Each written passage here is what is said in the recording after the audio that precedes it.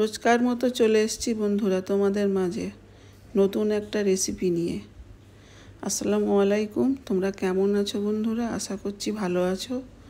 আমাদের ইউটিউব পরিবারে তোমাদের সবাইকে স্বাগত। আজকে আমি বানাবো সাবুর চপ। দেখো এরকম একটা বোল নিয়ে নিয়েছি। বোলেতে আমি 1 কাপ সাবু নিয়েছি। 1 কাপ সাবুতে পানি দিয়ে আমি আধ ঘন্টা ভিজিয়ে রাখবো।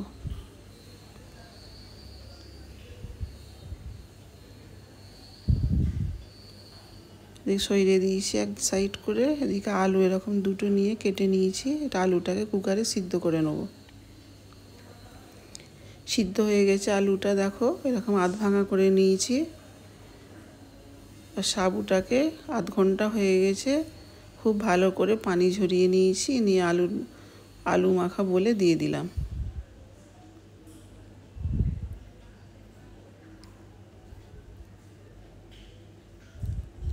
এবার আমি এতে দিয়ে দেবো স্বাদ মতো নুন।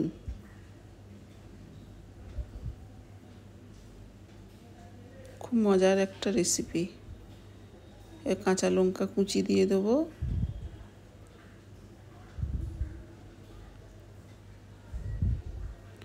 এবারে কাজু বাদাম কুচি এরকম ছোটো বাটির হাফ বাটি দিয়ে দেবো। একটু ধনেপাতা কুচি দিয়ে দেবো।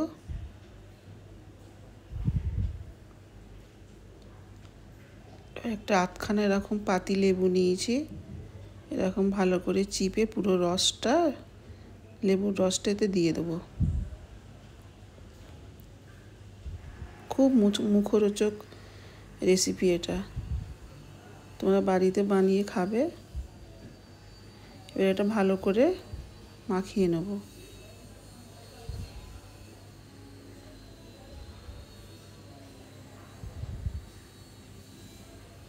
খুব সহজ সরল, খুব সোজাভাবে, এমন কোনো মশলা না, খুব সোজাভাবে অল্প সময়ের মধ্যে বানিয়ে নেওয়া যায়। তাকে একটু গুঁড়ো লঙ্কা দিয়ে দিলাম। আবারও একটু ভালো করে মাখিয়ে নেব। আর কিচেন এলেন মানেই তো বন্ধুরা তোমরা জানো, নতুনত্ব পুরানো ঘরোয়া রান্নার রেসিপি খুব সহজভাবে তোমাদের মাঝে তুলে ধরা, যাতে তোমরা বাড়িতে খুব সহজ এবং কম সময়ের মধ্যে বানাতে পারো। এবার আমি একটা প্লেটে পাউরুটি এরকম গুঁড়ো নিয়ে নিয়েছি। এবার এদিকে সাবু আর আলুর মাখা থেকে অল্প করে নিয়ে এরকম গোল গোল করে চপের শেপ দিয়ে নেব। দিয়ে পাউরুটির গুঁড়োতে দিয়ে ভালো করে কোট করে নেব।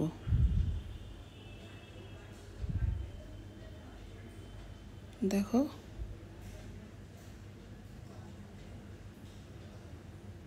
খুব ভালো করে মাখিয়ে নিতে হবে।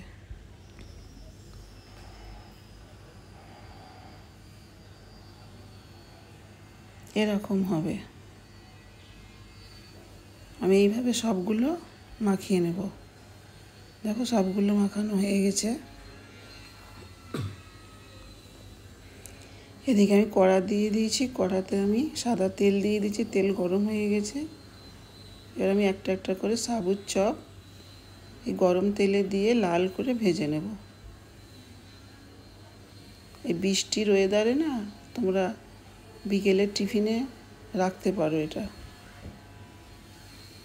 দারুণ জমে যাবে।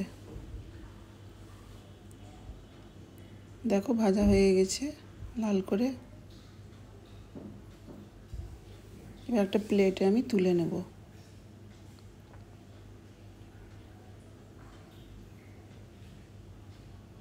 একবার হলে তোমরা বানিয়ে দেখবে, খুব ভালো হয় খেতে।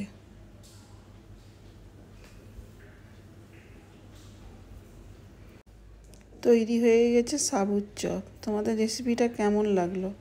যদি ভালো লেগে থাকে লাইক কমেন্ট শেয়ার করতে ভুলবে না।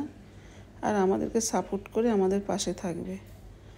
আমি আবার ফিরে আসবো তোমাদের মাঝে অন্য কোনো নতুন রেসিপি নিয়ে। তোমরা ভালো থাকো, সুস্থ থাকো। ওপর দিয়ে আমি এরকম বিট নুন ছড়িয়ে দেবো।